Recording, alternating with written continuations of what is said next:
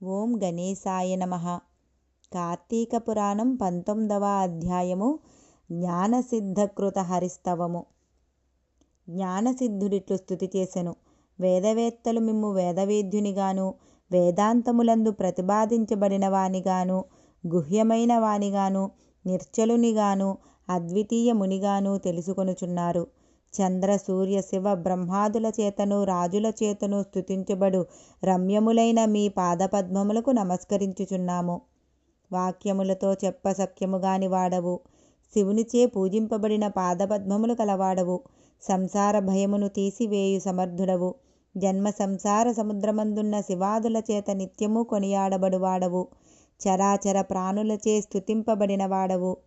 పంచమహాభూతములు చరాచర రూపములైన అన్నభూతములు నీ విభూతి విస్తారమే.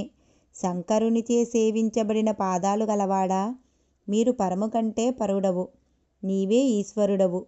నీ చరాచర రూపమైన ప్రపంచమంతయును దానికి కారణమైన మాయతో కూడా నీయందు తోచుచున్నది. త్రాడునందు పాము భ్రాంతివలే, పూలమాల భ్రాంతివలే తోచుచున్నది అనగా లేదని భావము. ఓ కృష్ణ, నీవు ఆది మధ్యాంతరములందు ప్రపంచమందుంటనూ ఉన్నావు. భక్ష్య భోజ్య చోష్య రూప చతుర్విధాన్న రూపుడవు నీవే, యజ్ఞస్వరూపుడవు నీవే. నీ సంబంధియు పరమ సుఖప్రదమును అయిన సచ్చిదానంద స్వరూపమును జూచిన తరువాత ఈ జగము వెన్నెలయందు సముద్రము వలె తోచును. ఆనంద సముద్రము నీవే. నీవే ఈశ్వరుడవు, నీవే జ్ఞానస్వరూపుడవు.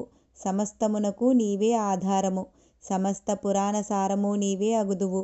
నీ వలననే సమస్తము జనించును, నీయందే లయించును. నీవు ప్రాణుల హృదయమందుండు వాడవు, ఆత్మస్వరూపుడవు, అఖిలవంద్యుడవు. మనస్సు చేతను చూడసఖ్యము కాని నీవు మాంసమయములైన నేత్రములకెట్లు గోచరమగుదువు. ఓ కృష్ణ, నీకు నమస్కారము. ఓ ఈశ్వర, నీకు నమస్కారము. ఓ నారాయణ, నీకు నమస్కారము. నన్ను ధన్యుణ్ణి చేయుము, మీ దర్శన ఫలము విఫలము చేయకుము. ఓ పరమపురుష, నీకు మాటిమాటికి నమస్కారము.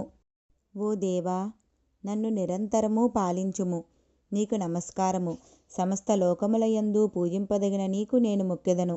ఇందువలన నా జన్మ సఫలమగుగాక. నీకేమియూ కొరతపడదు కదా, నీ జ్ఞానానికి లోపము ఉండదు కదా. నీవు దాతవు, కృపాసముద్రుడవు.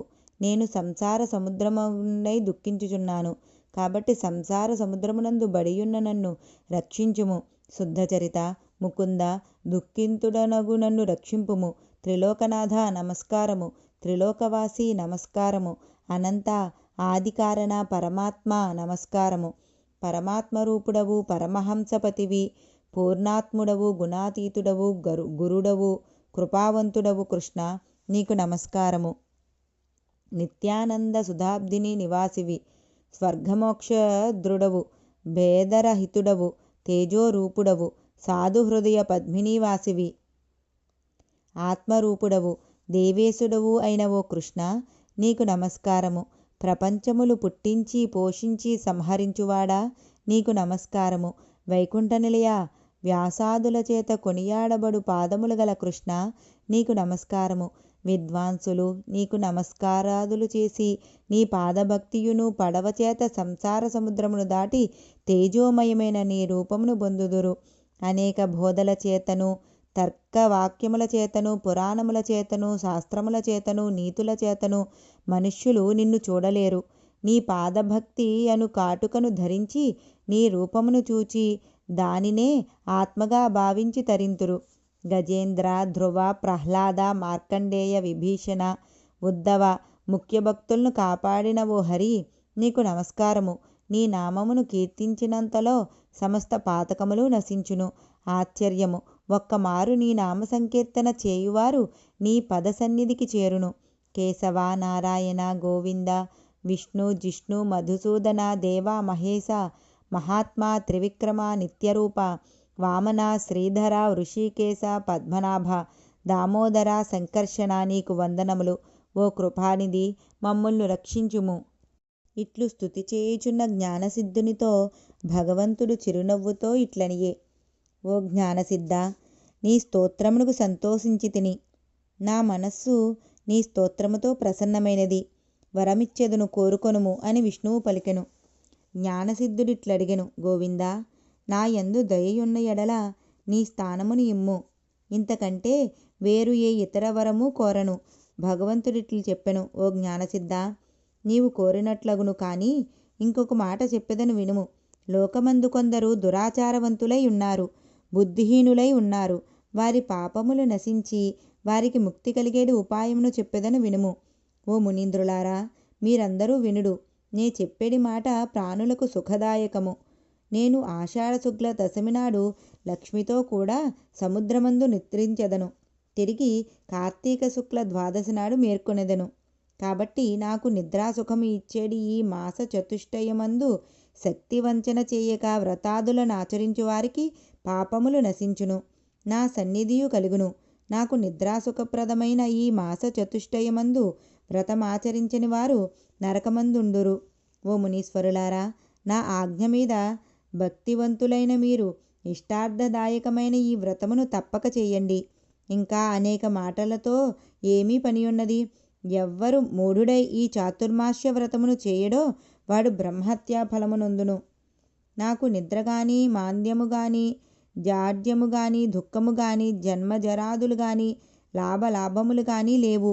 అనగా ఈ నిద్రాదులకు భయపడి నేను సముద్రమందు శయనించలేదు. నా భక్తి గలవారెవరో భక్తి లేని వారెవరో పరీక్షించి చూద్దామని నిద్రయను వంక పెట్టుకుని శయనించెదను. కాబట్టి నా ఆజ్ఞను అనుసరించి నాకిష్టమైన ఈ చతుర్మాస్య వ్రతమును చేయువారు విగత పాపులగుదురు, నాకు ఇష్టులగుదురు. నీచే చేయబడిన ఈ స్తోత్రమును నిత్యమును త్రికాలములందు పఠించువారికి నా భక్తి స్థిరమై అంతమందు నా లోకమును చేరి సుఖింతురు. హరి ఇట్లు చెప్పి లక్ష్మితో కూడా ఆషాఢశుద్ధ దశమి నాడు పాలసముద్రమందు నిద్రించుట కొరకు వెళ్ళి ఆదిశేషుని తల్పమందు శయనించెను.